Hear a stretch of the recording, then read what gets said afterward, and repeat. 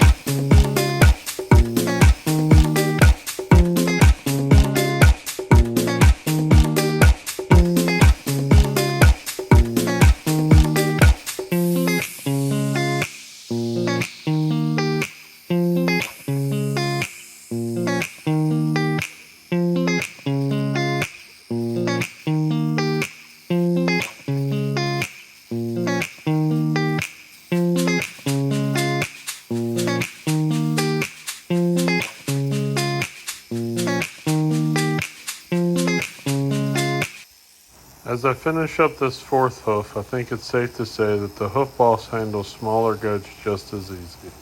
This video was recorded and played in real time. Not counting the camera setup, this goat was trimmed in about 3.5 minutes.